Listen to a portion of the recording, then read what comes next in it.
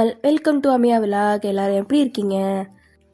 இன்றைக்கி நம்ம இந்த வீடியோவில் ரொம்பவே டேஸ்டான அண்ட் ரொம்பவே ஈஸியான தேங்காய் பால் கட்டி சோறு தான் பார்க்க போகிறோம். அதாவது தேங்காய் பால் புளி சாதம். இது லஞ்ச் பாக்ஸ் ரெசிபிக்கு அண்ட் பேச்சுலராக இருக்கிறவங்களுக்கு எல்லாருக்குமே ரொம்ப ஈஸியாக செஞ்சிடலாம்.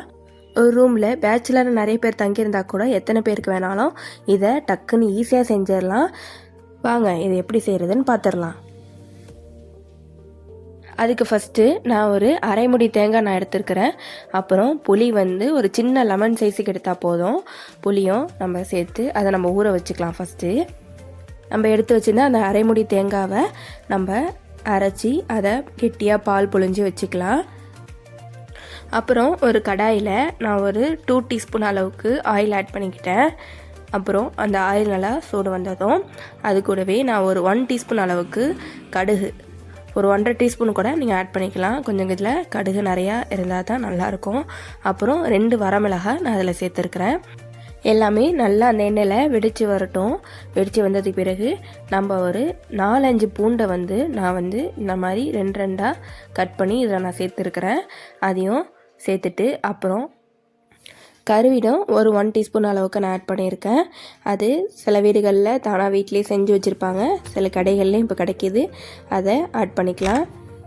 இது நல்ல ஸ்மெல்லு சூப்பராகவே கொடுக்கும்.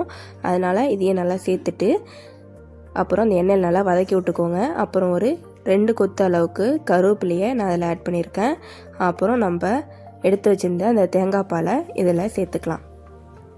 அரைமுடி தேங்காய் எடுத்திங்கன்னா ஒரு 4 பேர் 5 பேர் சாப்பிட்ற அளவுக்குள்ள சாதத்துக்கு இது கரெக்டாக இருக்கும். அப்புறமா நம்ம இதில் உப்பு ஆட் பண்ணிக்கிறோம். ஒரு 1 டீஸ்பூன் உப்பு ஆட் பண்ணிக்கிறேன். உங்கள் தேவைக்கேற்ப ஆட் பண்ணிக்கோங்க. அப்புறம் நம்ம எடுத்து வச்சுருந்த அந்த புளியை கரைசலை இதில் ஆட் பண்ணிக்கலாம். ஆல்ரெடி நம்ம உப்பு சாதத்துக்கு போட்டு தான் செஞ்சுருப்போம். அதனால் இதில் கொஞ்சம் பார்த்து சேர்த்து விட்டுக்கோங்க. அப்புறமா நம்ம இதை கொஞ்சம் மிக்ஸ் பண்ணி விட்டுக்கலாம். இது நல்லா கொதி வர வரைக்கும் வெயிட் பண்ணுங்கள். லைட்டாக இப்படி கொதி வந்தோடனே அடுப்பை ஆஃப் பண்ணிடலாம். அப்புறம் நான் ஆல்ரெடி சாதம் ஒரு 4 பேருக்கு சாப்பிட்ற அளவுக்கு சாதம் செஞ்சு வச்சுருக்கிறேன். அந்த சாதத்தை நம்ம இதில் ஆட் பண்ணிக்கலாம்.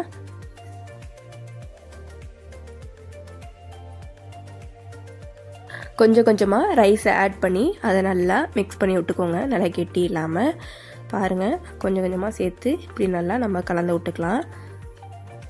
இதில் தேங்காய் பால் அப்புறம் பூண்டுலாம் சேர்த்துருக்கனால ரொம்பவே உடம்புக்கு ரொம்ப நல்லது. தேங்காய் பால்லாம் வயிற்றில் புண்ணெல்லாம் ஆற்றும். சாப்பிட்டுக்கிட்டே இருக்கிற மாதிரி இருக்கும். அந்த அளவுக்கு இது டேஸ்ட்டு ரொம்ப சூப்பராக இருக்கும். ரொம்பவே ஈஸி தான், நீங்களே பார்த்துருப்பீங்க. ஈஸியான மெத்தடில் ரொம்பவே டேஸ்ட்டாக இருக்கும். கண்டிப்பாக அதை செஞ்சு பாருங்கள். இப்படி நம்ம எல்லா ரைஸையும் சேர்த்து இப்படி மிக்ஸ் பண்ணி விட்டுக்கலாம். தேங்காய் பால் நீங்கள் கரைக்கும் போது ரொம்பவே தண்ணி போல் போயிடாமல் கொஞ்சம் கெட்டியாகவே சேர்த்துக்கோங்க. அப்போ தான் நல்ல ஒரு வாசமாக சூப்பராக இருக்கும். நம்ம ஒரு சட்னி செய்கிற டைமிங்கில் ஒரு சாதமே ரெடி ஆகிடுச்சுன்னா பார்த்துக்கோங்களேன் எவ்வளோ ஈஸின்னு. ஒன் டைம் உங்கள் வீட்டில் உள்ளவங்களுக்குலாம் செஞ்சு கொடுத்தீங்கன்னா கண்டிப்பாக அதை லைக் பண்ணி இந்த கட்டி சோறு தான் வேணும்னு கேட்டு வாங்கி சாப்பிடுவாங்க. என்னோடய குழந்தைக்கு 2.5 வயசு தான் ஆகுது. இதை ரொம்பவே லைக் பண்ணி சாப்பிடுவார். அதனால் அடிக்கடி நான் இதை செஞ்சு கொடுப்பேன். ரொம்பவே தேங்காய் பால் நல்லதுங்கிறதுனால வயிற்றுக்கும் ரொம்ப நல்லது. அது சைடிஷ்ஷாக கோலா உருண்டை, அப்புறம் பொட்டேட்டோ ஃப்ரை, அப்புறம் கொஞ்சம் முறுக்கு வச்சு அன்றைக்கி லஞ்சு அதான் சாப்பிட்டோம். இந்த வீடியோ உங்களுக்கு பிடிச்சிருந்துச்சின்னா லைக் பண்ணிக்கோங்க, சப்ஸ்கிரைப் பண்ணிக்கோங்க. இந்த வீடியோ உங்களுக்கு யூஸ்ஃபுல்லாக இருந்துச்சுன்னா மற்றவங்களுக்கும் ஷேர் பண்ணுங்கள், மற்றவங்களுக்கும் யூஸ் ஆகும். இது போல் நிறைய ரெசிபி நம்ம சேனலில் டிஃப்ரெண்ட் ரெசிபிலாம் அப்லோட் பண்ணியிருக்கோம். அதையும் செக் பண்ணி பாருங்கள். இது போல் இன்னொரு சூப்பரான ரெசிபியில் சந்திக்கலாம். ஓகே, தேங்க்யூ ஃபார் வாட்சிங்.